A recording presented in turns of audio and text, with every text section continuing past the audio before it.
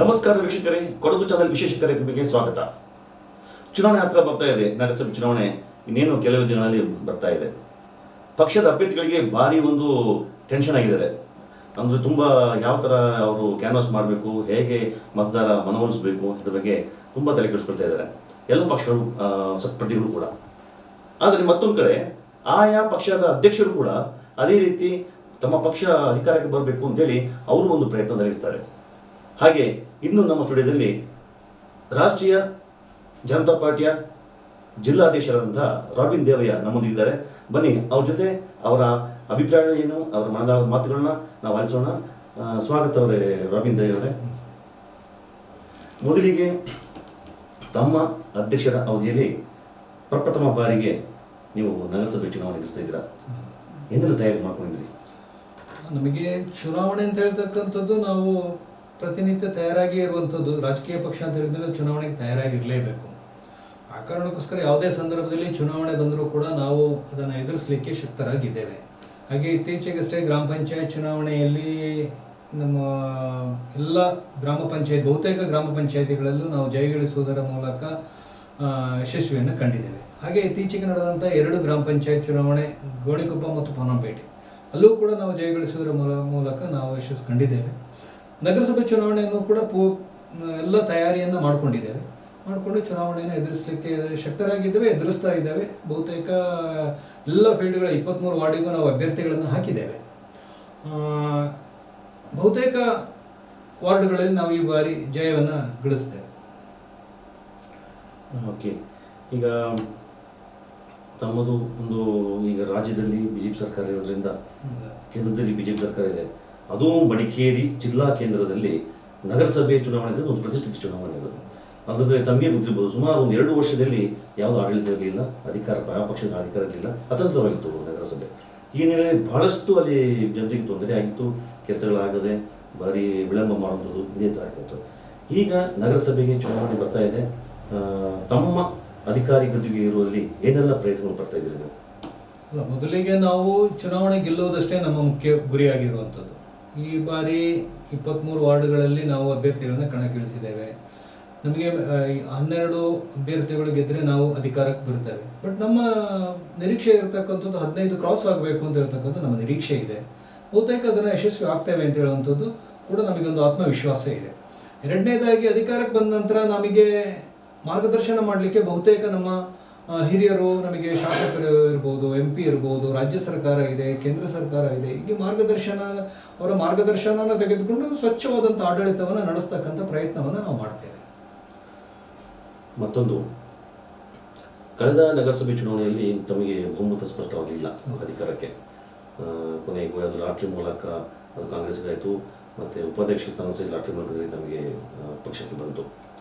ಹೀಗಿರುವಾಗ ಎಲ್ಲೋ ಒಂದು ಕಡೆ ಈಗ ಪ್ರಭಾವಿ ಏನು ಸ್ಪರ್ಧಿಗಳು ಈ ಸಲ ಎಲೆಕ್ಷನ್ಗೆ ಕಾಣ್ತಾ ಇಲ್ಲ. ಅದು ಏನೋ ಒಂದು ಜನವರಿದಲ್ಲೂ ಕೇಳಿ ಬರ್ತಾ ಇದೆ. ಯಾಕೆ ಹಿಂದೆ ಉಪಾಧ್ಯಕ್ಷ ಆಗಿರ್ಬೋದು, ಅಧ್ಯಕ್ಷರಾಗಿ ಸೇವೆ ಸಲ್ಲಿಸಿರ್ಬೋದು, ಇವರೆಲ್ಲ ಭಾಳಷ್ಟು ಅಭಿವೃದ್ಧಿ ಕೆಲಸಗಳು ಮಾಡಿದ್ದಾರೆ ಅವಧಿಯಲ್ಲಿ. ಯಾಕಾಗಿ ಈ ಸಲ ಅವರಿಗೆ ಅವಕಾಶ ವಂಚಿತರಾದರು, ಟಿಕೆಟ್ ಸಿಗಲಿಲ್ಲ? ಅಲ್ಲ, ಈ ಸಲ ಟಿಕೆಟ್ ವಂಚಿತರು ಅಂತ ಹೇಳಲಿಕ್ಕೆ ಆಗೋದಿಲ್ಲ. ಈ ರಿಸರ್ವೇಷನ್ ಪಾಲಿಸಿ ಆಗಿದೆ. ಅವರು ಬಹುತೇಕ ಕಡೆಗಳಲ್ಲಿ ಸ್ಪರ್ಧೆ ಮಾಡಬೇಕು ಅಂತ ಯೋಚನೆ ಮಾಡ್ತಿದ್ದಂಥ ಕಡೆ ರಿಸರ್ವೇಷನ್ಸ್ ಬಂದಿದೆ. ಅವರಿಗೆ ಸರಿಯಾದಂಥ ವಾರ್ಡ್ಗಳು ಸಿಗಲಿಲ್ಲ. ಮತ್ತು ವಾರ್ಡ್ಗಳು ಸಿಗದೇ ಇದ್ದಾಗ ಬೇರೆ ವಾರ್ಡ್ಗಳಲ್ಲಿ ಹೋಗಿ ಅವ್ರಿಗೆ ತೊಂದರೆ ಮಾಡಬಾರ್ದು ಅಂತ ಹೇಳುವಂಥದ್ದು ಅವರ ಮನಸ್ಥಿತಿ ಇತ್ತು. ಆ ಕಾರಣಕ್ಕೋಸ್ಕರ ಅವರೇ ವಾಲಂಟ್ರಿಯಾಗಿ ನಮಗೆ ಬೇರೆ ವಾರ್ಡಿಗೆ ಬೇಡ, ಮುಂದೆ ನಮ್ಮ ವಾರ್ಡ್ಗೆ ಜನರಲ್ ಬಂದಾಗ ನಾವು ನಿಂತ್ಕೊಳ್ತೇವೆ, ಅಥವಾ ಬೇರೆ ರಿಸರ್ವೇಷನ್ ನಮಗೆ ಬೇಕಾದಂಥ ರಿಸರ್ವೇಷನ್ ಬಂದಾಗ ನಿಂತ್ಕೊಳ್ತೇವೆ ಅಂತ ಹೇಳುವಂಥದ್ದು ಅವರು ವಾಲಂಟ್ರಿಯಾಗಿ ತೀರ್ಮಾನವನ್ನು ತೆಗೆದುಕೊಂಡಿದ್ದಾರೆ. ಮತ್ತು ಅವರು ಸಂಪೂರ್ಣವಾಗಿ ಇವತ್ತು ಚುನಾವಣೆಯಲ್ಲಿ ಕೂಡ ತೊಡಗಿಸ್ಕೊಂಡಿದ್ದಾರೆ. ಚುನಾವಣೆಯಲ್ಲಿ ಅಭ್ಯರ್ಥಿಗಳನ್ನು ಗೆಲ್ಲಿಸಲಿಕ್ಕೆ ಪಣ ತೊಟ್ಟು ಕೆಲಸವನ್ನು ಮಾಡ್ತಾ ಇದ್ದಾರೆ. ಆ ಕಾರಣಕ್ಕೋಸ್ಕರ ಮತ್ತು ಅವರು ನಮಗೆ ಹಿಂದೆ ಆಡಳಿತ ಇದ್ದಾಗ, ನಾವು ಈ ಹಿಂದೆ ಆಡಳಿತದಲ್ಲಿ ನಮಗೆ ಪ್ರಥಮ ಅವಧಿಯಲ್ಲಿ ನಮಗೆ ಆಡಳಿತ ಇರಲಿಲ್ಲ. ನಮಗೆ 8ನೇ ಸ್ಥಾನ ಗೆದ್ದಿರತಕ್ಕಂಥದ್ದು ಕಾಂಗ್ರೆಸ್ ಮತ್ತು ಬೇರೆ ಪಕ್ಷಗಳು ಸೇರಿಕೊಂಡು ಆಡಳಿತವನ್ನು ನಡೆಸಿದ್ವಿ. 2ನೇ ಅವಧಿಗೆ ಬಂದಾಗ ನಮಗೆ 3 ಅಭ್ಯರ್ಥಿಗಳು, ಬೇರೆ ಪಕ್ಷದ 2 ಅಭ್ಯರ್ಥಿಗಳು ನಮಗೆ ಬೆಂಬಲವನ್ನು ಕೊಟ್ಟು, ನಮ್ಮ ಪಕ್ಷಕ್ಕೆ ಸೇರಿ ಬೆಂಬಲವನ್ನು ಕೊಟ್ಟರು. ಆದರೆ ಅವತ್ತು 13 ಬಂದು ಲಾಟ್ರಿಯಲ್ಲಿ ಬಂದಾಗ ಆಕಸ್ಮಿಕವಾಗಿ ಕಾಂಗ್ರೆಸ್ ಲಾಟ್ರಿಯಲ್ಲಿ ಬಂದಾಗ ಕಾಂಗ್ರೆಸ್ ಒಂದು ಸ್ಥಾನ, ಅಧ್ಯಕ್ಷ ಸ್ಥಾನ ಕಾಂಗ್ರೆಸ್ ಗೆದ್ಕೊಳ್ತೀವಿ, ಉಪಾಧ್ಯಕ್ಷ ಸ್ಥಾನವನ್ನು ಲಾಟ್ರಿಯಲ್ಲಿ ನಾವು ಗೆದ್ಕೊಂಡಿದ್ದೇವೆ. ಆ ಅವಧಿಯಲ್ಲೂ ಕೂಡ ಕೆಲಸಗಳು ಚೆನ್ನಾಗಿ ಆಗಿದೆ. ನಮ್ಮ ಆಡಳಿತ ಇದ್ದಾಗಲೂ ಕೆಲಸಗಳು ಚೆನ್ನಾಗಾಗಿದೆ. ಆದರೆ ಈ ಬಾರಿ ಕೆಲವು ಸ್ಥಳಗಳಲ್ಲಿ ನಾಗಲೇ ಹೇಳಿದಾಗೆ ರಿಸರ್ವೇಷನ್ ಪಾಲಿಸಿಯಿಂದಾಗಿ ಕೆಲವು ಇದುಗಳು ಸಿಗಲಿಲ್ಲ.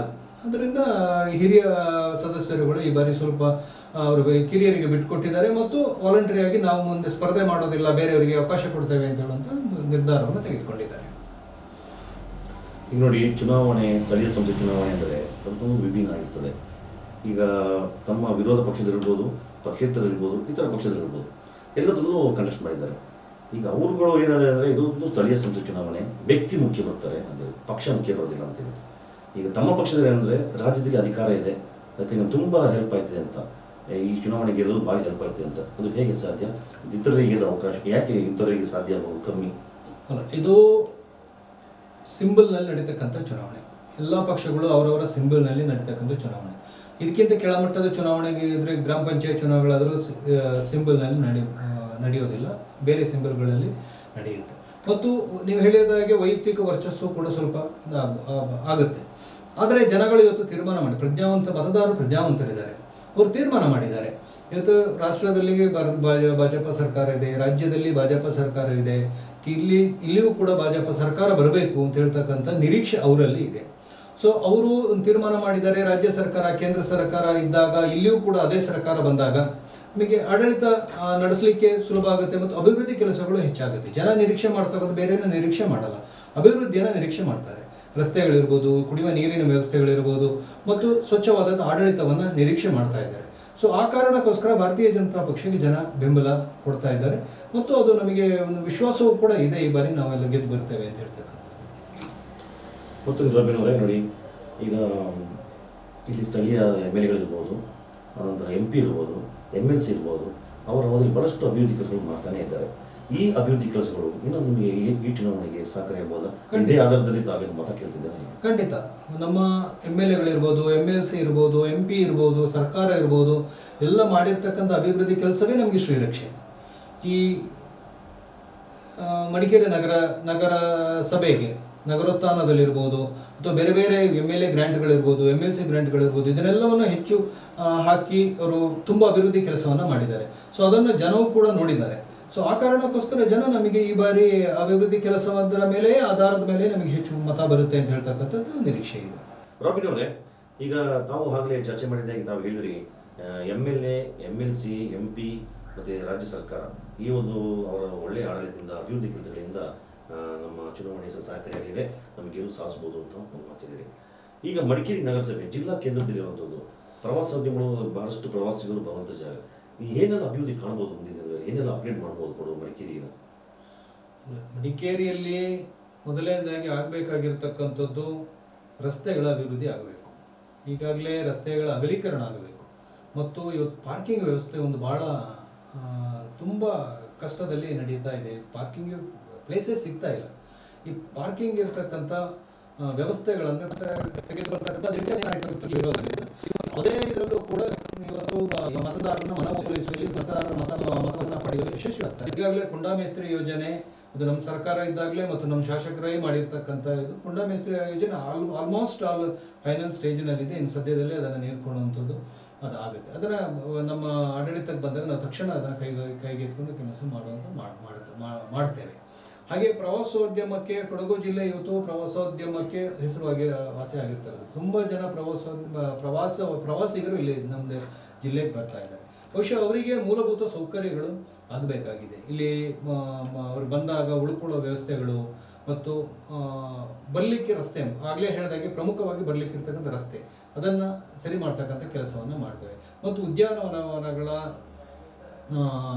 ಹೆಚ್ಚು ಮಾಡ್ತಕ್ಕಂಥ ಕೆಲಸವನ್ನು ಮಾಡುವಂಥದ್ದು ಮತ್ತು ಉದ್ಯಾನವನಗಳಲ್ಲಿ ಅದನ್ನು ಆಕರ್ಷಣೀಯವಾಗಿ ಮಾಡ್ತಕ್ಕಂಥ, ಇವತ್ತು ಅಬಿ ಫಾಲ್ಸ್ ಇರ್ಬೋದು, ಈಗಾಗಲೇ ನಮ್ಮ ಕೋಟೆಯನ್ನು ಆರ್ಕಿಯಾಲಜಿಕಲ್ ಡಿಪಾರ್ಟ್ಮೆಂಟ್ ಅವರು ಸರಿ ಮಾಡ್ತಾ ಇದ್ದಾರೆ, ನಮ್ಮ ಸರ್ಕಾರ ಸರಿ ಮಾಡಿಸ್ತಾ ಇದೆ. ಅದನ್ನು ಕೂಡ ಒಂದು ಸುಂದರವಾದಂಥ ಆಕರ್ಷಣೀಯ ಸ್ಥಳವಾಗಿ ಮಾಡುವಂಥದ್ದನ್ನು, ಹಾಗೆ ನಮ್ಮ ರಾಜಾ ಸೀಟು ಈಗ ಒಂದು ಮಡಿಕೇರಿ ನಗರದಲ್ಲಿರ್ತಕ್ಕಂಥ ರಾಜಾ ಸೀಟು ಒಂದು ಹೆಸರುವಾಸಿ ಆಗಿರ್ತಕ್ಕಂಥ, ಅದನ್ನು ಕೂಡ ತುಂಬ ಅಭಿವೃದ್ಧಿಯನ್ನು ಮಾಡುವಂಥದ್ದು ಮತ್ತು ಗ್ರೀನರಿಯನ್ನು ಹೆಚ್ಚು ಮಾಡ್ತಕ್ಕಂಥ ಕೆಲಸವನ್ನು ನಾವು ಮಾಡ್ತೇವೆ. ಮತ್ತು ಬೀದಿ ದೀಪಗಳ ವ್ಯವಸ್ಥೆ, ಅದಕ್ಕೆ ಹೆಚ್ಚು ಉತ್ತೇಜನವನ್ನು ಕೊಟ್ಟು ಬೀದಿ ದೀಪಗಳ ವ್ಯವಸ್ಥೆಯನ್ನು ಕೂಡ ಎಲ್ಲ ಮೂಲ ಈ ಬರೀ ಮೇನ್ ರೋಡ್ನಲ್ಲಿ ಮಾತ್ರ ಅಲ್ಲ, ನಮ್ಮ ಎಲ್ಲ ಮಡಿಕೇರಿ ನಗರದ ಮೂಲಗಳಲ್ಲೂ ಕೂಡ ಅದರ ವ್ಯವಸ್ಥೆಯನ್ನು ಮಾಡುವಂಥದ್ದನ್ನು ಕೈಗೆತ್ತಿಕೊಳ್ತೇವೆ. ಹೀಗೆ ಮೂಲಭೂತ ಸೌಕರ್ಯಗಳಿಗೆ ಹೆಚ್ಚು ಒತ್ತು ಕೊಟ್ಟು ಸ್ವಚ್ಛ ಆಡಳಿತವನ್ನು ನಡೆಸ್ತಕ್ಕಂಥ ಕೆಲಸವನ್ನು ಮಾಡ್ತೇವೆ ಅಂತ ಹೇಳ್ತಕ್ಕಂಥ ವಾಗ್ದಾನವನ್ನು ನಾವು ಮಾಡ್ತಾ ಇದ್ದೇವೆ. ಏಕೆಂದರೆ ಮುಖ್ಯವಾಗಿ ನಗರಸಭೆಗೆ ಬೇಕಾದ ಬಹಳಷ್ಟು ಈ ಫಾರ್ಮ್ ನಂಬರ್ 3 ಇರ್ಬೋದು ಮತ್ತು ಲೈಸೆನ್ಸ್ ಇರ್ಬೋದು ಬಹಳಷ್ಟು ವಿಳಂಬ ಮಾಡ್ತಿದ್ದಾರೆ ಅಂತೇಳಿ ಭಾರಿ ಒಂದು ಆರೋಪಗಳು ಕೇಳಿ ಬರ್ತಾ ಇದೆ. ಜೊತೆಗೆ ತುಂಬ ಕೆಲವೊಂದು ಡಿಮಾಂಡ್ ಮಾಡ್ತಾರೆ ಅಂತ ಅದು ಸಹ ಕೇಳಿ ಬರ್ತಾ ಇದೆ. ಇದನ್ನು ಹೇಗೆ ಅದನ್ನು ಶಮನ ಆಗ್ಬೋದು, ಯಾವುದಾದ್ರು ಸುಧಾರಣೆ ಮಾಡ್ಬೋದು? ಈಗಾಗಲೇ ನಮ್ಮ ಪ್ರಣಾಳಿಕೆಯಲ್ಲಿ ನಾವು ಅದನ್ನು ತಿಳಿಸಿದ್ದೇವೆ. ಫಾರ್ಮ್ ನಂಬರ್ 3 ಇವತ್ತೇನು ವಿಳಂಬ ಆಗ್ತಾ ಇದೆ ಅದನ್ನು ಸಕಾಲದಲ್ಲಿ ತಲುಪಿಸುವಂಥ ಕೆಲಸಕ್ಕೆ ಆದ್ಯತೆಯನ್ನು ನಾವು ಕೊಡ್ತೇವೆ. ನಿಜವಾಗ್ಲೂ ಅಲ್ಲಿ ಫಾರ್ಮ್ ನಂಬರ್ 3 ಕೆಲವು ದ್ವಂದ್ವಗಳಿದೆ. ಫಾರ್ಮ್ 3ಯಲ್ಲಿ ಪ್ಲ್ಯಾನ್ಗಳು ಕೂರ್ತಾ ಇಲ್ಲ ಅಥವಾ ಇನ್ನೊಂದು ಸಮಸ್ಯೆಗಳನ್ನು ಹೇಳ್ತಾ ಇರ್ತಕ್ಕದ್ದು ಅಧಿಕಾರಿಗಳು ಹೇಳ್ತಾ ಇರ್ತಕ್ಕದ್ದನ್ನು ಕೇಳ್ತಾ ಇದ್ದಾವೆ. ಆದರೆ ಸರಿಯಾಗಿರ್ತಕ್ಕಂಥ ಫಾರ್ಮ್ ನಂಬರ್ 3ಯನ್ನು ಸಕಾಲದಲ್ಲಿ ತಲುಪಿಸ್ತಕ್ಕಂಥ ಕೆಲಸವನ್ನು ಭಾರತೀಯ ಜನತಾ ಪಕ್ಷ ಆಡಳಿತ ಬಂದಾಗ ಮಾಡುತ್ತೆ. ಮತ್ತು ನ್ಯೂನತೆಗಳು ಏನಿದೆ, ಪ್ಲ್ಯಾನ್ ಕೂರೋದಿಲ್ಲ ಅಥವಾ ಅದನ್ನು ಪರಿಶೀಲನೆ ಮಾಡ್ತಕ್ಕಂಥ ಕೆಲಸವನ್ನು ಕೂಡ ಮಾಡುತ್ತೆ. ಅಥವಾ ಅದು ಸುಮ್ಮನೆ ಹೇಳ್ತಾರಾ, ಕಾಟಾಚಾರಕ್ಕೆ ಹೇಳ್ತಾರಾ, ಅಥವಾ ಅದನ್ನು ನೆಪ ಹೇಳ್ತಾರಾ, ಮುಂದೂಡ್ಲಿಕ್ಕೋಸ್ಕರ ಹೇಳ್ತಾರಾ ಅಂತ ಅದನ್ನು ಕೂಡ ಪರಿಶೀಲನೆ ಮಾಡ್ತಕ್ಕಂಥ ಕೆಲಸವನ್ನು ಮಾಡ್ತೇವೆ. ಹಾಗೆಯೇ ಈಗಾಗಲೇ ನಾವೊಂದು ಸುಸಜ್ಜಿತ ಆಸ್ಪತ್ರೆಯನ್ನು ಕೂಡ, ಈಗಾಗಲೇ ಒಂದು ಮೆಡಿಕಲ್ ಕಾಲೇಜನ್ನು ಕೂಡ ನಾವು ಮಡಿಕೇರಿ ನಗರದಲ್ಲಿ ಮಾಡಿದ್ದೇವೆ. ಹಾಗೆ ಒಂದು ಸುಸಜ್ಜಿತವಾದಂಥ ಆಸ್ಪತ್ರೆ, ಆ ಆಸ್ಪತ್ರೆನೇ ಮೇಲ್ದರ್ಜೆಗೇರಿಸುವಂಥದ್ದು, ಅಥವಾ ಈ ಮಡಿಕೇರಿ ನಗರಕ್ಕೆ ಒಂದು ಸುಸಜ್ಜಿತವಾದಂಥ ಆಸ್ಪತ್ರೆಯನ್ನು, ಸೂಪರ್ ಸ್ಪೆಷಾಲಿಟಿ ಆಸ್ಪತ್ರೆಯನ್ನು ಮಾಡಬೇಕು ಅಂತ ಮಾಡಲಿಕ್ಕೂ ಕೂಡ ಒತ್ತು ಕೊಡ್ತೇವೆ ಅಂತ ಹೇಳ್ತಕ್ಕಂಥ ಒಂದು ನಮ್ಮ ಪ್ರಣಾಳಿಕೆಯಲ್ಲಿ ಕೂಡ ನಾವು ಹೇಳಿದ್ದೇವೆ. ಇದ್ರ ಬಗ್ಗೆ ಹೆಚ್ಚು ಗಮನವನ್ನು ನಾವು ಹರಿಸ್ತೇವೆ. ಮತ್ತು ಭ್ರಷ್ಟಾಚಾರದ ಬಗ್ಗೆ ನೀವು ಮಾತಾಡಿದ್ರಿ. ಹೌದು, ನಿಜವಾಗ್ಲೂ ನಗರಸಭೆಯಲ್ಲಿ ಎಲ್ಲ ಇಲಾಖೆಗಳಲ್ಲೂ ಕೆಲವು ಎಷ್ಟೇ ಒಂದು ಸ್ವಚ್ಛ ಆಡಳಿತವನ್ನು ನಡೆಸಬೇಕು, ಅದಕ್ಕೆ ಕಾನೂನು ಕ್ರಮ ಕೈಗೊಂಡರೂ ಕೂಡ ಅದನ್ನೂ ಕೂಡ ಮೀರಿ ಕೆಲಸಗಳು, ಭ್ರಷ್ಟಾಚಾರಗಳು ನಡೀತಾ ಇರ್ತವೆ ಅಂತ ಕಾಣ್ತಾ ಇದ್ದೇವೆ. ಆದರೆ ಅದಕ್ಕೆಲ್ಲದಕ್ಕೂ ಕಡಿವಾಣ ಹಾಕ್ತಕ್ಕಂಥ ಕೆಲಸವನ್ನು ಮಾಡಬೇಕು ಅಂತ ಯೋಚನೆ ಮಾಡಿದ್ದೇವೆ. ನಮ್ಮ ಗೆಲ್ತಕ್ಕಂಥ ಎಲ್ಲ ನಗರಸಭಾ ಸದಸ್ಯರುಗಳು ಹೆಚ್ಚು ಸಮಯವನ್ನು ಕೊಟ್ಟು ಜನರ ಕೆಲಸವನ್ನು ಮಾಡಬೇಕು ಅಂತ ಹೇಳುವಂಥದ್ದು ಈಗಾಗಲೇ ಅವರಿಗೆ ನಾವು ತಿಳುವಳಿಕೆಯನ್ನು ಹೇಳಿದ್ದೇವೆ. ಗೆದ್ದ ನಂತರವೂ ಕೂಡ ಒಂದು ಕಾರ್ಯಾಗಾರವನ್ನು ಮಾಡಿ ಅವರಿಗೆ ಹೇಗೆ ಕೆಲಸ ಮಾಡಬೇಕು ಅಂತ ಹೇಳೋದನ್ನು ಕೂಡ ತಿಳಿಸ್ಕೊಡ್ತೇವೆ. ಹಾಗೆ ನಮ್ಮ ಹಿರಿಯ ಸದಸ್ಯರು, ಹಿಂದೆ ಸದಸ್ಯರುಗಳಾಗಿದ್ದಂತಹ ಅವರುಗಳ ಮಾರ್ಗದರ್ಶನವನ್ನು ಕೊಡಲಿಕ್ಕೆ ಅವರಿಗೆ ಒಂದು ಮಾರ್ಗದರ್ಶಕರಾಗಿ ಒಂದು ಮಾರ್ಗದರ್ಶನ ಟೀಮನ್ನು ಕೂಡ ಮಾಡಬೇಕು ಅಂತ ಯೋಚನೆ ಮಾಡಿದ್ದೇವೆ. ಹಾಗೆ ಅವರು ಕೌನ್ಸಿಲ್ ಹೋಗ್ತಕ್ಕಂಥ ಹಿಂದಿನ ದಿನ ಒಂದು ಪ್ರೀ ಕೌನ್ಸಿಲ್ ಮಾಡಬೇಕು. ಅವರನ್ನು ಸೇರಿಸಿ ಯಾವ ಅಜೆಂಡಾದಲ್ಲಿ ಯಾವ್ಯಾವ ವಿಚಾರಗಳಿದೆ ಅದನ್ನು ಹೇಗೆ ಚರ್ಚೆ ಮಾಡಬೇಕು, ಇದನ್ನೆಲ್ಲವನ್ನ ನಾವು ಒಂದು ದಿವಸಕ್ಕೆ, ಅವರು ಕೌನ್ಸಿಲ್ ಮೀಟಿಂಗ್ ಇರ್ತಕ್ಕಂಥ ಒಂದು ದಿವಸಕ್ಕೆ ಮೊದಲು ಸಂಜೆ ಕೂತು MLAಗಳು ಅಥವಾ MLC ಹಿರಿಯರು ಯಾರು ಸಿಗ್ತಾರೆ ಅವರಿಗೆ ಮಾರ್ಗದರ್ಶನವನ್ನು ನೀಡ್ತಕ್ಕಂಥ ಕೆಲಸವನ್ನು ಮಾಡಬೇಕು ಅಂತ ಹೇಳಿ ಯೋಚನೆ ಮಾಡಿದ್ದೇವೆ. ಹಾಗೆ ಒಟ್ಟಿನಲ್ಲಿ ಕೇಂದ್ರದಲ್ಲಿ ಹೇಗೆ ನಮ್ಮ ಸರ್ಕಾರ ನಡೀತಾ ಇದೆಯೋ, ರಾಜ್ಯದಲ್ಲಿ ಹೇಗೆ ಸರ್ಕಾರ ನಡೀತೀಯೋ, ಹಾಗೆ ನಗರದಲ್ಲೂ ಕೂಡ ಒಂದು ಉತ್ತಮವಾದ ಸರ್ಕಾರವನ್ನು ನಡೆಸುವಲ್ಲಿ ನಾವು ಯಶಸ್ವಿ ಆಗ್ತೇವೆ ಅಂತ ಹೇಳ್ತಕ್ಕಂಥ ಆತ್ಮವಿಶ್ವಾಸ ನಮಗಿದೆ. ಮತ್ತು ಅದರ ಮಾರ್ಗದರ್ಶನ ಕೂಡ ನಾವು ನೀಡ್ತೇವೆ. ತಾವು ಇಷ್ಟೆಲ್ಲ ಮಾತಾಡಿದ್ರಿ. ಒಂದು ಕಡೆ ವಿರೋಧ ಪಕ್ಷದವರು ಕಾಂಗ್ರೆಸ್ ಅವರು ಏನು ಹೇಳ್ತಾರೆ ಅಂದರೆ, ಎಲ್ಲೊಂದು ಕಡೆ ನಮ್ಮ ಜಿಲ್ಲೆಯನ್ನು ಕಡೆಗಣಿಸಿದ್ದಾರೆ ಸರ್ಕಾರ, ಯಾವುದೇ ಅಭಿವೃದ್ಧಿ ಕೆಲಸ ಆಗ್ತಾ ಇಲ್ಲ, ಇಲ್ಲಿನ ಜನಪ್ರತಿನಿಧಿಗಳು ಸುಮ್ಮನೆ ಇದ್ದಾರೆ, ಏನು ಡೆವಲಪ್ಮೆಂಟ್ ಮುಂದೆ ಆಗ್ತಿಲ್ಲ ಅಂತ ಹೇಳ್ತಿದ್ದಾರೆ. ಇದ್ರ ಬಗ್ಗೆ ತಮ್ಮ ಅಭಿಪ್ರಾಯ? ವಿರೋಧ ಪಕ್ಷ ಇರೋದು ಟೀಕೆ ಮಾಡಲಿಕ್ಕೇನೆ. ಯಾವುದೇ ವಿರೋಧ ಪಕ್ಷ ಇದ್ದರೂ ಕೂಡ ಒಳ್ಳೆ ಕೆಲಸ ಮಾಡಿದ್ರು ಟೀಕೆ ಮಾಡ್ತಕ್ಕಂಥದ್ದು ಅವ್ರ ಕೆಲಸ, ಅವ್ರು ಟೀಕೆ ಮಾಡ್ತಾರೆ. ಆದರೆ ಜನಗಳಿಗೆ ಗೊತ್ತಿದೆ ಯಾರ ಅವಧಿನಲ್ಲಿ ಹೆಚ್ಚು ಅಭಿವೃದ್ಧಿ ಆಗಿದೆ ಅಂತ ಹೇಳುವಂಥದ್ದು. ಶಾಸಕರುಗಳೇನು ನಿಜವಾಗ್ಲೂ ಹೇಳಬೇಕು ಅಂತ ಹೇಳಿದ್ರೆ, ನಮ್ಮ ಶಾಸಕರುಗಳು 7x24 ಕೆಲಸ ಮಾಡ್ತಾ ಇದ್ದಾರೆ. ಬೇರೆ ಜಿಲ್ಲೆಗಳಿಗೆ ಹೋಲಿಕೆ ಮಾಡಿದಾಗ, ಬೇರೆ ವಿಧಾನಸಭಾ ಕ್ಷೇತ್ರಗಳಿಗೆ ಹೋಲಿಕೆ ಮಾಡಿದಾಗ, ಅಥವಾ ವಿಧಾನ ಪರಿಷತ್ತಿನ ಸದಸ್ಯರುಗಳಿಗೆ ಹೋಲಿಕೆ ಮಾಡಿದಾಗ, ನಮ್ಮ ವಿಧಾನ ಪರಿಷತ್ ಸದಸ್ಯರು ಇರ್ಬೋದು, ವಿಧಾನಸಭೆ ಸದಸ್ಯರು ಇರ್ಬೋದು, 24x7 ಕೆಲಸ ಮಾಡ್ತಾ ಇದ್ದಾರೆ. ನಗರದಲ್ಲಿ ಅಭಿವೃದ್ಧಿ ಕಾಣ್ತಾ ಇದೆ. ಇವತ್ತು ನಮಗೆ 3 ವರ್ಷದಿಂದ ಡಿಸಾಸ್ಟರ್ ಆಗಿದೆ. ಕಳೆದ ಬಾರಿ ಮಡಿಕೇರಿ ನಗರದಲ್ಲೂ ಕೂಡ 18ರಲ್ಲಿ ಡಿಸಾಸ್ಟರ್ ಆಗಿ ನಮ್ಗೆ ಗೊತ್ತಿದೆ ಮಡಿಕೇರಿ ನಗರದಲ್ಲಿ ಏನೇನು ಆಗಿದೆ ಅಂತ ಹೇಳ್ತಾರೆ. ಈಗಾಗಲೇ ಮಡಿಕೇರಿ ನಗರದಲ್ಲಿ ಹಲವಾರು ಮನೆಗಳು ಕುಸಿದಂಥ ಸಂದರ್ಭಗಳಲ್ಲಿ ಅವರಿಗೆ ಜಂಬೂರಿನಲ್ಲಿ ಮನೆಗಳನ್ನು ಕಟ್ಟಿಸ್ಕೊಟ್ಟಿದ್ದೇವೆ. ಹಾಗೆಯೇ ಮಲೆನಾಡಿನಲ್ಲಿ ಕರ್ಣಂಗೇರಿಯಲ್ಲಿ ಕಟ್ಸ್ಕೊಟ್ಟಿರೋದು ನಮ್ಮ ಸರ್ಕಾರವೇ. ಈಗ ಇವತ್ತು ಕೂಡ ನಾವು ಎಲ್ಲೋ ಒಂದು ಕಡೆ ಹೇಳಿದಾಗ ಜಂಬೂರಿನಲ್ಲಿ 80 ಓಟಿ ಇದೆ ಅಂತ ಹೇಳ್ಕೊಂಡು ಅಲ್ಲಿ ಕಾರ್ಯಕರ್ತರು ಹೇಳ್ತಾ ಇದ್ರು. ಸೊ ಅವರನ್ನು ಒಟ್ಟಿಗೆ ಕರ್ಕೊಂಡು ಹೋಗುವಂಥದ್ದು ಆಗಬೇಕು. ಅಂದರೆ ಈ ಮಡಿಕೇರಿ ನಗರದ ಜನರಿಗೂ ಕೂಡ ಬೇರೆ ವಸತಿ ವ್ಯವಸ್ಥೆಯನ್ನು ಕಲ್ಪಿಸಿದ್ದೇವೆ. ಇನ್ನೂ ಕೆಲವು ವಸತಿ ವ್ಯವಸ್ಥೆಗಳು ಆಗಬೇಕಾಗಿರ್ತಕ್ಕಂಥದ್ದು ಇದೆ. ಗುಡ್ಡಗಾಡು ಪ್ರದೇಶ ಇದು ಬೇರೆ, ಬೆಟ್ಟದಲ್ಲಿ ವಾಸ ಮಾಡ್ತಕ್ಕಂಥ ಜನ ಇದ್ದಾರೆ. ಮಳೆಗಾಲದಲ್ಲಿ ತಮ್ಮ ಜೀವವನ್ನು ಕೈಲಿ ಹಿಡ್ಕೊಂಡು ಜೀವನವನ್ನು ನಡೆಸ್ತಕ್ಕಂಥದ್ದು ನಮಗೆ ಕಾಣ್ತಾ ಇದೆ. ಅವರಿಗೂ ಕೂಡ ಅವರಿಗೊಂದು ಸೂಕ್ತವಾದಂಥ ವಸತಿ ವ್ಯವಸ್ಥೆಯನ್ನು ಮಾಡಬೇಕು ಅಂತ ಹೇಳುವಂಥದ್ದು ಯೋಚನೆಯನ್ನು ನಾವು ಮಾಡಿದ್ದೇವೆ. ಮತ್ತು ಇಷ್ಟು ಅಭಿವೃದ್ಧಿಯನ್ನು ಮಾಡಿರ್ತಕ್ಕಂಥದ್ದು ನಮ್ಮ ಶಾಸಕರುಗಳು ಮಾಡಿದ್ದಾರೆ, MP ಮಾಡಿದ್ದಾರೆ, MLCಗಳು ಮಾಡಿದ್ದಾರೆ. ಸುಮ್ಮನೆ ಇವರು ಕಾಂಗ್ರೆಸ್ನವರು ಹೇಳ್ತಾರೆ ಅಭಿವೃದ್ಧಿ ಕೆಲಸಗಳು ಆಗೋದಿಲ್ಲ ಅಂತ. ಈ ಕಾಂಗ್ರೆಸ್ ಅವರೇ ಎಲ್ಲ ಅಭಿವೃದ್ಧಿ ಕೆಲಸಕ್ಕೂ ಅಡ್ಡಿ ಆಗ್ತಕ್ಕಂಥದ್ದು ಈ ಕಾಂಗ್ರೆಸ್ ಅವರೇ. ಅದರಿಂದ ಅವರಿಗೆ ವಿರೋಧ ಪಕ್ಷದಲ್ಲಿ ಇದ್ಕೊಂಡು ನಾವೇನಾದರೂ ಒಂದು ಮಾಡಬೇಕು ಅಂತ ಹೇಳುವಂಥದ್ದು ಅದನ್ನು ಮಾಡ್ತಾ ಇದ್ದಾರೆ. ಮತ್ತು ವಿರೋಧ ಪಕ್ಷದಲ್ಲಿ ಇದ್ದುಕೊಂಡು ಅಭಿವೃದ್ಧಿ ಕೆಲಸಕ್ಕೆ ಸಹಕಾರ ಕೊಡಬೇಕು ಅಂತ ಹೇಳ್ತಕ್ಕಂಥ ಮನೋಭಾವ ಅವ್ರು ಬೆಳೆಸ್ಕೊಳ್ಳಿ ಅಂತ ನಾನು ಅವರಲ್ಲಿ ವಿನಂತಿಯನ್ನು ಮಾಡ್ತೇನೆ. ರವೀನವರೇ, ಮತ್ತೆ ಈಗ ಚುನಾವಣೆಗೆ ಬರೋಣ ಮಡಿಕೇರಿಗೆ. ಈಗ ನೋಡಿ 23 ವಾರ್ಡಲ್ಲಿ ನೀವು ರಾಜ್ಯದಲ್ಲಿ ನೀವು BJP ಸರ್ಕಾರ ಇದೆ, ಹಾಗೂ ಭಾಳಷ್ಟು ಜನರು ನಿರೀಕ್ಷೆ ಮಾಡಿದರು ಈ ಸಲ ಕ್ಯಾಂಡಿಡೇಟ್ಸ್ ಯಾರೆಲ್ಲ ಆಯ್ಕೆ ಆಗ್ತಾರೆ, ಯಾರೆಲ್ಲ ಟಿಕೆಟ್ ಕೊಡ್ತಾರೆ ಅಂತೇಳಿ. ತುಂಬ ಆಕಾಂಕ್ಷೆಗಳಿದ್ರು ನಿಮ್ಮ ಪಾರ್ಟಿಗೆ. ಅಂತ ಇದ್ದಾಗೆ 15 ತಾರೀಕಿಗೆ ನಾಮಪತ್ರ ಸಲ್ಲಿಸಬೇಕಾಗಿತ್ತು. 13 ಸಂಜೆವರೆಗೂ ಅದು ಫೈನಲ್ಸ್ ಆಗಿರಲಿಲ್ಲ. ಮತ್ತೊಂದೆರಡು ಸೀಟ್ ಉಳ್ಕೊಳ್ತು ಆಗಿದೆ. ಹೀಗಿರುವಾಗ ಬಹುತೇಕ ನೋಡಿದಾಗ 17 ವಾರ್ಡ್ಗಳಲ್ಲಿ ಹೊಸಬ್ರನ್ನ ನೀವು ಪರಿಚಯಿಸಿದ್ದೀರ. ಅದಕ್ಕೆ ಉಳಿದ 6 ವಾರ್ಡ್ಗಳಲ್ಲಿ ಎರಡನೇದಾರಿಗೂ ಸ್ವಲ್ಪ ಅನುಭವಿಗಳನ್ನ ನೀವು ಪರಿಚಯಿಸಿದ್ದೀರ. ಅದೇನು ಮತ್ತು ಯುವಕರಿಗೆ ಅವಕಾಶ ಕೊಡ್ಲಿಕ್ಕೆ, ಅಲ್ಲೆಲ್ಲರಿಗೂ ಅವಕಾಶ ಕೊಡ್ಲಿಕ್ಕೆ ಅಂತ 17 ಹೊಸಬ್ರನ್ನ ನೀವು ಪರಿಚಯಿಸಿದ್ದು. ಈಗ ಅದು ಹಲವಾರು ಚರ್ಚೆಗಳ ಮುಖಾಂತರ ಆಗಿರುವಂಥದ್ದು. ಚರ್ಚೆ ಮಾಡಿ ಯಾರ್ಯಾರನ್ನ ಯಾವ್ಯಾವ ವಾರ್ಡಿಗೆ ನಿಲ್ಲಿಸಬೇಕು ಅಂತ ಹೇಳುವಂಥದ್ದನ್ನು ನಾವು ಯೋಚನೆ ಮಾಡಬೇಕಾಯಿತು. ಮತ್ತು ಕೊನೆಯ ಹಂತದವರೆಗೂ ನಾವು ಅದನ್ನು ಚರ್ಚೆ ಮಾಡಬೇಕಾಯಿತು. ಮತ್ತು ಒಟ್ಟು 23 ವಾರ್ಡ್ಗಳಿಗೆ 121 ಜನ ಆಕಾಂಕ್ಷಿಗಳಿದ್ದು.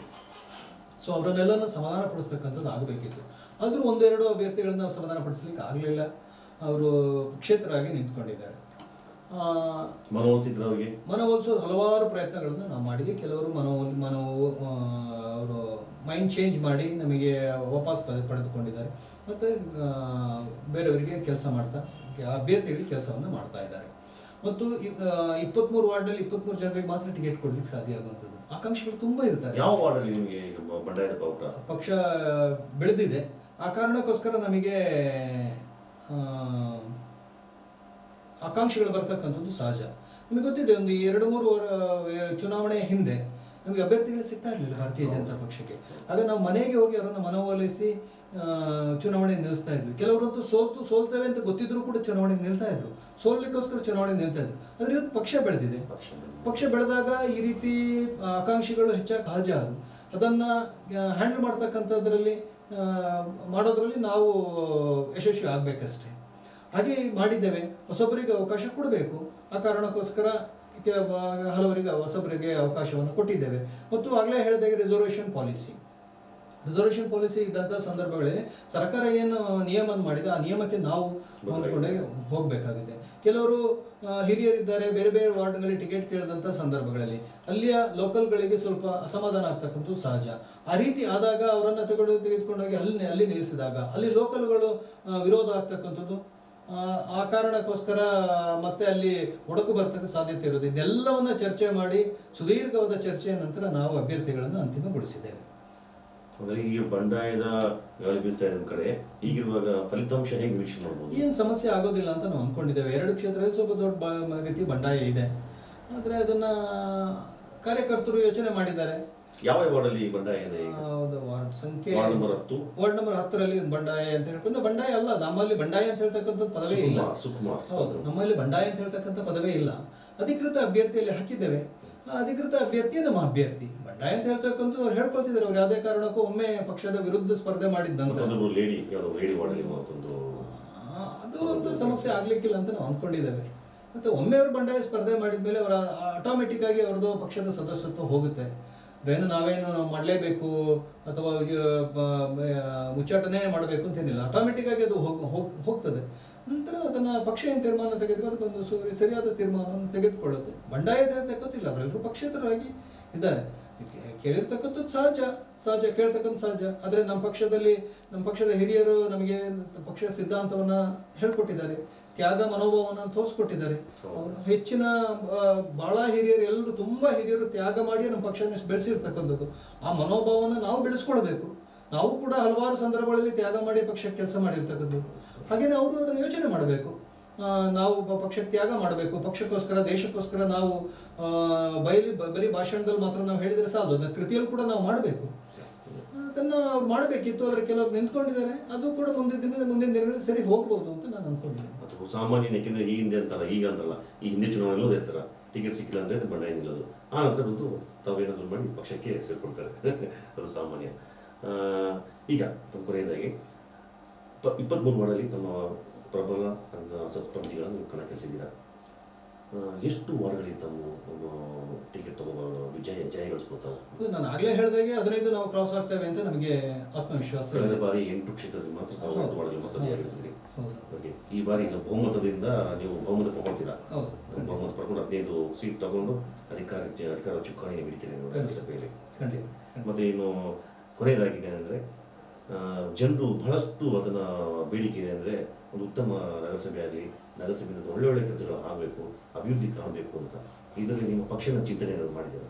ಹೌದು, ನಾನು ಆಗಲೇ ಹೇಳಿದಾಗೆ ಅಭಿವೃದ್ಧಿ ಕೆಲಸವನ್ನು ಮಾಡಲಿಕ್ಕೆ ನಾವು ಏನೇನು ಕೆಲಸಗಳು ಆಗಬೇಕು ಅಂತ ಹೇಳೋದನ್ನು ಚಾರ್ಟ್ ಔಟ್ ಮಾಡಿದ್ದೇವೆ. ಮತ್ತು ಆದ್ಯತೆ ಮೇರೆ ಕೆಲಸವನ್ನು ಮಾಡ್ತೇವೆ. ಎಲ್ಲವೂ ಒಂದೇ ಸಲ ಆಗುತ್ತೆ ಅಂತ ಹೇಳ್ತಕ್ಕಂಥದ್ದು ಕೂಡ ನಾವು ನಿರೀಕ್ಷೆ ಮಾಡಲಿಕ್ಕೆ ಸಾಧ್ಯ ಆಗೋದಿಲ್ಲ. ಸರ್ಕಾರದಿಂದ ಬರ್ತಕ್ಕಂಥ ಅನುದಾನಗಳಿರ್ಬೋದು, ಅಥವಾ ಸರ್ಕಾರದ ನಿಯಮಗಳಿಗೆ ಅನುಸಾರವಾಗಿ ಕೆಲಸ ಮಾಡಬೇಕಾಗುತ್ತೆ. ಯಾವುದೋ ಒಂದು ಕೆಲಸ ನಾವು ಮಾಡಲೇಬೇಕು ಅಂತ ಇರ್ತೇವೆ. ಆದರೆ ಅಲ್ಲಿ ಯಾವುದಾದ್ರೂ ಒಂದು ಲ್ಯಾಂಡ್ ಲಿಟಿಗೇಷನ್ಸು ಇನ್ನೊಂದು ಏನಾದರೂ ಇದ್ದಾಗ ನಮಗೆ ಅದನ್ನು ಮಾಡಲಿಕ್ಕೆ ಆಗೋದಿಲ್ಲ, ವಿಳಂಬ ಆಗುತ್ತೆ. ಸೊ ಅಂಥದ್ದನ್ನೆಲ್ಲ ಯೋಚನೆ ಮಾಡಿ, ಅದನ್ನು ಚರ್ಚೆ ಮಾಡಿ, ಅಭಿವೃದ್ಧಿ ಕೆಲಸಕ್ಕೋಸ್ಕರವೇ ನಾವು ಭಾರತೀಯ ಜನತಾ ಪಕ್ಷ ಇವತ್ತು ಪಣ ತೊಟ್ಟು ನಿಂತಿದೆ. ಹಾಗೆ ನಮ್ಮ ಗೆದ್ದಿರ್ತಕ್ಕಂಥ ಸದಸ್ಯರು, ಬೇರೆ ಪಕ್ಷದಿಂದ ಗೆದ್ದಿರ್ತಕ್ಕಂಥವ್ರು, ನಾವು ಆಡಳಿತಕ್ಕೆ ಬಂದಾಗ ಬೇರೆ ಪಕ್ಷದ ಸದಸ್ಯರನ್ನು ಕೂಡ ಒಟ್ಟಿಗೆ ಕರೆದುಕೊಂಡು ಅವರು ಒಮ್ಮೆ ಗೆಲ್ಲುವವರೆಗೆ ನಮಗೆ ರಾಜಕಾರಣ, ಅನಂತರ ರಾಜಕೀಯ ಮಾಡಿದರೆ ಸರಿ ಹೋಗ್ಲಿಕ್ಕಿಲ್ಲ. ಅದಕ್ಕೆ ಎಲ್ಲ ಸದಸ್ಯರನ್ನ ಒಟ್ಟಿಗೆ ತೆಗೆದುಕೊಂಡು ಒಟ್ಟಿನಲ್ಲಿ ಇಡೀ ಮಡಿಕೇರಿ ನಗರದ ಅಭಿವೃದ್ಧಿ ಆಗಬೇಕು. ಆ ಅಭಿವೃದ್ಧಿಯನ್ನ ಕಣ್ಮುಂದೆ ಇಟ್ಕೊಂಡು ನಮ್ಮ ಸದಸ್ಯರುಗಳು ಕೆಲಸ ಮಾಡ್ತಾರೆ ಅಂತ ಹೇಳ್ತಕ್ಕಂಥ ಆತ್ಮವಿಶ್ವಾಸ ನನಗಿದೆ. ಹಾಗೆ ನಮ್ಮ ಪಕ್ಷದ ಕಾರ್ಯಕರ್ತರು ಕೂಡ, ನಮ್ಮ ಪಕ್ಷದ ನಿಂತಿರ್ತಕ್ಕಂಥ ಸದಸ್ಯರುಗಳು ಕೂಡ ಬಹಳ ಅನುಭವ ರಾಜಕೀಯ ಸದಸ್ಯರುಗಳಾಗಿ ಅನುಭವ ಇಲ್ಲದೆ ಇರಬಹುದು, ಆದರೆ ಅವರಿಗೆ ರಾಜಕಾರಣದಲ್ಲಿ ಅನುಭವ ಇದೆ, ಅಭಿವೃದ್ಧಿ ಕೆಲಸ ಮಾಡ್ತಕ್ಕಂಥ ಇಚ್ಛಾಶಕ್ತಿ ಇದೆ. ಆ ಇಚ್ಛಾಶಕ್ತಿಯನ್ನ ಉಪಯೋಗಿಸಿಕೊಂಡು ಕೆಲಸ ಮಾಡ್ತಾರೆ ಅಂತ ಹೇಳ್ತಕ್ಕಂಥ ಆತ್ಮವಿಶ್ವಾಸ ಅಂತೂ ನಮಗಿದೆ. ಕಳೆದ ಬಾರಿ ಚುನಾವಣೆಯಲ್ಲಿ SDPI ಪಕ್ಷ 8 ಸ್ಪರ್ಧಿಗಳನ್ನು ಕಣಗಿಳಿಸಿದ್ದು, ಅದರಲ್ಲಿ 4 ಜನರು ನಗರಸಭೆಗೆ ಪ್ರವೇಶ ಮಾಡಿದ್ರು. ಈ ಬಾರಿ 9 ಸ್ಪರ್ಧಿಗಳನ್ನು ಕಣಗಿಳಿಸಿದ್ದಾರೆ. ಅವರು ಬಹುತೇಕವಾಗಿ ನಾವು ಒಂದು 9 ಕ್ಷಣವೂ ನಾವು ತಮ್ಮದಾಯ್ತಿದೆ ಅಂತ ಅವರು ಹೇಳ್ಕೊಳ್ತಿದ್ದಾರೆ. ಇದರಿಂದ ನಮ್ಮ ಪಕ್ಷಕ್ಕೆ ಏನೋ ತೊಂದರೆ ಆಗ್ತಿದೆ ನೋಡಿ. ಚುನಾವಣೆ ಸ್ಪರ್ಧೆ ಮಾಡಿದಾಗ ಎಲ್ಲರೂ ನಾವು ಯಾರು ಸೋಲ್ತೇವೆ ಅಂತ ಯಾರು ನಿಲ್ಲೋದಿಲ್ಲ, ಗೆಲ್ತೇವೆ ಅಂತಲೇ ನಿಲ್ಲುವಂಥದ್ದು. ಅವರು ಕಣಕ್ಕಿಳಿಸಿದವರು ಎಲ್ಲರೂ ಗೆಲ್ತಾರೆ ಅಂತ ರಾಜಕೀಯ ಪಕ್ಷಗಳು ಹೇಳ್ತಕ್ಕಂಥದ್ದು. ಆದರೆ ಕಳೆದ ಬಾರಿ 4 ಕ್ಷೇತ್ರಗಳಲ್ಲಿ ಅವ್ರು ಗೆದ್ದಿದ್ದಾರೆ. ಕಳೆದ ಬಾರಿ 8ಕ್ಕೆ ಸ್ಪರ್ಧೆ ಮಾಡಿದ್ರು, ಈ ಬಾರಿ 9ಕ್ಕೆ ಸ್ಪರ್ಧೆ ಮಾಡಿದ್ರು. ನನಗೆ ಅನಿಸುತ್ತೆ ಅವ್ರದ್ದು ಕೂಡ ಈ ಬಾರಿ ಸ್ವಲ್ಪ ಕಡಿಮೆ ಆಗ್ಬೋದು. ನಾವು ಗೆಲ್ತೇವೆ, ಅದು ನಮಗೆ ಏನು ಅವರ ಸಮಸ್ಯೆಗಳು ಇಲ್ಲ, ತೊಡಕಾಗೋದಿಲ್ಲ ಅಂತ ಹೇಳಿ. ಆದರೆ ಬೇರೆ ಪಕ್ಷಗಳು ಒಂದು ರೀತಿಯ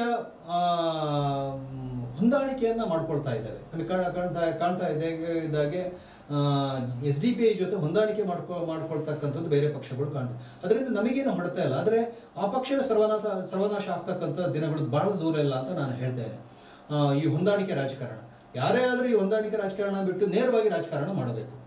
ಮತ್ತು SDPI ಇಂದ ನಮಗೇನು ಭಾರತೀಯ ಜನತಾ ಪಕ್ಷಕ್ಕೆ ಏನು ಅಂತ ಸಮಸ್ಯೆ ಎದುರಾಗೋದೇನಿಲ್ಲ. ಭಾರತೀಯ ಜನತಾ ಪಕ್ಷದ ಕಾರ್ಯಕರ್ತರು ಸರಿಯಾದಂಥ ನಿರ್ಧಾರ ತೆಗೆದುಕೊಳ್ತಕ್ಕಂಥ ದಿಟ್ಟ ಕಾರ್ಯಕರ್ತರು ಇರೋದ್ರಿಂದ ಯಾವುದೇ ಇದರಲ್ಲೂ ಕೂಡ ಇವತ್ತು ಮತದಾರನ ಮನವೊಲಿಸುವಲ್ಲಿ, ಮತದಾರರ ಮತವನ್ನು ಪಡೆಯುವಲ್ಲಿ ಯಶಸ್ವಿ ಆಗ್ತಾರೆ ಅಂತ ನಮಗೆ BJPಗೆ ಏನು ತೊಂದರೆ ಆಗೋದಿಲ್ಲ ಅಂತ ನಾನು ಅದೇ. ತಾವು ಮತದಾರರು 23 ವಾರ್ಡ್ಗಳಲ್ಲಿ ತಮ್ಮ ನಾಯಕರು ಹೋಗ್ತಾ ಇದ್ದಾರೆ, ತಾವು ಹೋಗ್ತಿದ್ದೀರಾ, ಯಾವ ಆಧಾರದಲ್ಲಿ ಮತ ಕೇಳ್ತಿದ್ದೀರಾ? ನಾನು ಹೇಳಿದ್ರೆ ಅಭಿವೃದ್ಧಿ ಕೆಲಸ ಆಧಾರದಲ್ಲೇ ಮತ ಕೇಳ್ತೇವೆ. ನಮ್ಮ ಈ 94ರಿಂದ ಈ ಕ್ಷೇತ್ರದಲ್ಲಿ ಭಾರತೀಯ ಜನತಾ ಪಕ್ಷ ಗೆಲ್ತಾ ಇದೆ. ಮಧ್ಯದಲ್ಲಿ ಒಮ್ಮೆ ಒಂದು 3 ವರ್ಷ ಬಿಟ್ಟರೆ ನಾವು ಗೆಲ್ತಾ ಇದ್ದೇವೆ. ಆ ಗೆದ್ದ ನಂತರದಲ್ಲಿ ಅಲ್ಲಿಂದ ಇಲ್ಲಿವರೆಗೆ ಎಲ್ಲವ ಕ್ಷೇತ್ರದಲ್ಲೂ ಕೂಡ ಅವರು ಎಲ್ಲವನ್ನು ಉಳಿಸ್ಕೊಂಡು ಕೆಲಸ ಮಾಡ್ತಾ ಇದ್ದಾರೆ. ಅಭಿವೃದ್ಧಿ ಪರ ಕೆಲಸ ಮಾಡಿದ್ದಾರೆ. ಆಗಲೇ ಹೇಳಿದಾಗ 24/7 ಕೆಲಸ ಮಾಡ್ತಕ್ಕಂಥ ಶಾಸಕರುಗಳು ಇರ್ತಕ್ಕಂಥ ಸಂದರ್ಭದಲ್ಲಿ ನಾವು ಅದನ್ನು ಜನರಿಗೆ ಹೇಳ್ತಾ ಇದ್ದೇವೆ, ಇಷ್ಟು ಕೆಲಸ ಮಾಡಿದ್ದೇವೆ, ಈ ಕೆಲಸದ ಆಧಾರದ ಮೇಲೆ ನಮಗೆ ಮತ ಕೊಡಬೇಕು ಅಂತ ಕೇಳ್ತಾ ಇದ್ದೇವೆ. ಹಾಗೆ ನಮ್ಮ 5 ವರ್ಷ ನಮ್ಮ ಆಡಳಿತ ಇದ್ದಾಗಲೂ ಕೂಡ ನಾವು ಯಶಸ್ವಿಯಾಗಿ ಇಲ್ಲಿ ನಗರದಲ್ಲಿ ಅಭಿವೃದ್ಧಿಯನ್ನು ಮಾಡಿದ್ದೇವೆ. ಆಧಾರದ ಮೇಲೆ ಮತವನ್ನು ಕೇಳ್ತಾ ಇದ್ದೇವೆ. ಕೊನೆಯದಾಗಿ 23 ವಾರ್ಡ್ ಏನು ಜನತೆ ನಮ್ಮ ಮಡಿಕೇರಿದ್ದಾರೆ ಅವರಿಗೆ ನಾವು ನೋಡ್ತಾ ಇದ್ದಾರೆ, ನಿಮ್ಮ ಅಭಿಪ್ರಾಯಗಳನ್ನು ನೋಡ್ತಾ ಇದ್ದಾರೆ. ಈಗ ಅವರಿಗೆ ಏನು ಹೇಳಬೇಕು ಬಯಸ್ತೀರಾ 23 ವಾರ್ಡ್ದಾರರಿಗೆ? ಮತದಾರರಿಗೆ ನಾನು ಹೇಳುವಂಥದ್ದು, ಈಗಾಗಲೇ ನಮ್ಮ ಕಾರ್ಯಕರ್ತರು ಎಲ್ಲ ಪ್ರತಿ ಮನೆಯನ್ನು ತಲುಪಿದ್ದಾರೆ. ಕಾರ್ಯಕರ್ತರು ಏನು ನಿಮ್ಮ ಮನೆಯಲ್ಲಿ ಬಂದು ಹೇಳಿದ್ದಾರೆ ಅದನ್ನು ನಾವು ಚಾಚು ತಪ್ಪದೆ ಮಾಡ್ತೇವೆ. ನಮ್ಮ ಅಧಿಕಾರ ಬಂದಂಥ ಸಂದರ್ಭದಲ್ಲಿ ಮಡಿಕೇರಿ ನಗರದ ಅಭಿವೃದ್ಧಿಗೋಸ್ಕರ ನಾವು ಹೆಚ್ಚು ಕೆಲಸವನ್ನು 24 ಗಂಟೆ ಕೆಲಸವನ್ನು ಮಾಡುವುದರ ಮೂಲಕ ಮಡಿಕೇರಿ ನಗರವನ್ನು ಚಂದ ಕಾಣಿಸುವಲ್ಲಿ ನಾವು ಯಶಸ್ವಿ ಆಗ್ತೇವೆ. ಆ ಕಾರಣಕ್ಕೋಸ್ಕರ ಇಡೀ ಮಡಿಕೇರಿ ನಗರದ ಜನತೆಯನ್ನು ನಾನು ಕೊಡಗು ಜಿಲ್ಲೆಯ ಭಾರತೀಯ ಜನತಾ ಪಕ್ಷದ ಅಧ್ಯಕ್ಷನಾಗಿ ತಮ್ಮನ್ನೆಲ್ಲರನ್ನ ಕೈ ಮುಗಿದು ಬೇಡಿಕೊಳ್ತೇನೆ. ಈ ಬಾರಿ ಭಾರತೀಯ ಜನತಾ ಪಕ್ಷದ ಅಭ್ಯರ್ಥಿಗಳಿಗೆ 23 ವಾರ್ಡಿನಲ್ಲೂ ಕೂಡ ನೀವು ಮತವನ್ನು ನೀಡುವುದರ ಮೂಲಕ ಅವರನ್ನು ಜಯಶೀಲರನ್ನಾಗಿ ಮಾಡಬೇಕು ಅಂತೇಳಿ ವಿನಂತಿಯನ್ನು ಮಾಡಿಕೊಳ್ತಾ ಇದ್ದೇನೆ. ಹಾಗೆ ಅವರು ಜಯಗಳಿಸಿದಂಥ ಸಂದರ್ಭಗಳಲ್ಲಿ ಈ ಮಡಿಕೇರಿ ನಗರದಲ್ಲಿ ಆಡಳಿತಕ್ಕೆ ಬಂದ ನಂತರ ಅದೇ ರೀತಿಯಾಗಿ ನಾವೇನು ಆಶ್ವಾಸನೆಯನ್ನು ಕೊಟ್ಟಿದ್ದೇವೆ ಅದೇ ರೀತಿಯಾದಂಥ ಕೆಲಸವನ್ನು ಮಾಡಿ ತೋರಿಸ್ತೇವೆ ಅಂತ ಹೇಳ್ತಕ್ಕಂಥ ಆತ್ಮವಿಶ್ವಾಸ ನಮ್ಮಲ್ಲಿದೆ. ಆ ಕಾರಣಕ್ಕೋಸ್ಕರ ದಯವಿಟ್ಟು ಎಲ್ಲರೂ ಒಂದು ಚಿಂತನೆಯನ್ನು ಮಾಡಬೇಕು. ಕೇಂದ್ರದಲ್ಲಿ ನಮ್ಮ ಸರ್ಕಾರ ಇದೆ, ರಾಜ್ಯದಲ್ಲಿ ನಮ್ಮ ಸರ್ಕಾರ ಇದೆ, ಜಿಲ್ಲಾ ಪರಿಷತ್ನಲ್ಲೂ ಜಿಲ್ಲಾ ಪಂಚಾಯತ್ನಲ್ಲೂ ಕೂಡ ನಾವಿದ್ದೇವೆ. ಹಾಗೆ ನಗರಸಭೆಯಲ್ಲೂ ಕೂಡ ನಾವು ಬಂದಾಗ ಒಂದು ಚಾನೆಲ್ನಲ್ಲಿ ಕೆಲಸ ಮಾಡ್ತಕ್ಕಂಥ ಟಾಪ್ ಟು ಬಾಟಮ್ ಒಂದೇ ಚಾನೆಲ್ನಲ್ಲಿ ಕೆಲಸ ಮಾಡ್ತಕ್ಕಂತಹ ಒಂದು ಅವಕಾಶಗಳು ಸಿಗುತ್ತೆ. ಆ ಕಾರಣಕ್ಕೋಸ್ಕರ ಅಭಿವೃದ್ಧಿ ಹೆಚ್ಚು ಮಾಡ್ಬೋದು. ಆ ಕಾರಣಕ್ಕೋಸ್ಕರ ತಮ್ಮನ್ನೆಲ್ಲ ವಿನಂತಿಯನ್ನು ಮಾಡ್ತೇವೆ ಮತ್ತು ಸ್ವಚ್ಛ ಆಡಳಿತವನ್ನು ನೀಡ್ತೇವೆ ಅಂತ ಹೇಳ್ತಕ್ಕಂತಹ, ಭ್ರಷ್ಟಾಚಾರ ರಹಿತವಾದಂಥ ಆಡಳಿತವನ್ನು ನೀಡ್ತೇವೆ ಅಂತ ಹೇಳ್ತಕ್ಕಂತಹ ವಾಗ್ದಾನವನ್ನು ನಾನು ನೀಡ್ತಾ ಇದ್ದೇನೆ. ಅದರಿಂದ ಈ ಬಾರಿ ಭಾರತೀಯ ಜನತಾ ಪಕ್ಷಕ್ಕೆ ಮಡಿಕೇರಿ ನಗರದ ಎಲ್ಲ ಮತದಾರರು ಸಹಕಾರ ನೀಡಿ ಭಾರತೀಯ ಜನತಾ ಪಕ್ಷದ ಎಲ್ಲ ಸದಸ್ಯರು 23 ವಾರ್ಡ್ನಲ್ಲಿ ನಿಲ್ಲಿಸಿರ್ತಕ್ಕಂಥ ಸದಸ್ಯರುಗಳನ್ನು ಗೆಲ್ಲಿಸಬೇಕು ಅಂತ ಹೇಳಿ ವಿನಂತಿಯನ್ನು ಮಾಡ್ತಾ ಇದ್ದೇನೆ. ನಿಮ್ಮ ಅಧಿಕಾರದಲ್ಲಿ ನಗರಸಭೆ ಅಧಿಕಾರ ಸಿಗಲಿ, ಈ ಚುನಾವಣೆಗೆ ಶುಭವಾಗಲಿ ಅಂತ ನಮ್ಮೆಲ್ಲರ ಪರವಾಗಿ ನಿಮಗೆ ಹಾರೈಕೆ. ಧನ್ಯವಾದಗಳು. ವೀಕ್ಷಕರೇ, ಇಲ್ಲಿವರೆಗೆ ಭಾರತೀಯ ಜನತಾ ಪಕ್ಷ ಕೊಡಗು ಜಿಲ್ಲೆಯ ಅಧ್ಯಕ್ಷರಾದಂಥ ರಾಬಿನ್ ದೇವಯ್ಯ ಅವರ ಅಭಿಪ್ರಾಯಗಳನ್ನು ನಾವು ಹಂಚ್ಕೊಂಡಿದ್ದೀರಿ. ಅವರ ಮಾತನಾಡದ ಏನಿದೆ ಮಾತುಗಳನ್ನ ನಾವೆಲ್ಲ ತಿಳ್ಕೊಂಡಿದ್ದೀರಿ. ಅದೇ ರೀತಿ ಚುನಾವಣೆಗೆ ಯಾವ ರೀತಿ ಅವರು ಸಜ್ಜಾಗಿದ್ದಾರೆ, ಯಾವ ರೀತಿ ಅಧಿಕಾರ ಪಡ್ಕೋಬಹುದು ಅಂತ ಎಲ್ಲ ಮಾಹಿತಿ ಕೊಟ್ಟಿದ್ದಾರೆ. ಅವರಿಗೆ ಕೊಡಗು ಚಾನಲ್ ಪರವಾಗಿ ಪೂರ್ವವಾದ ಧನ್ಯವಾದ.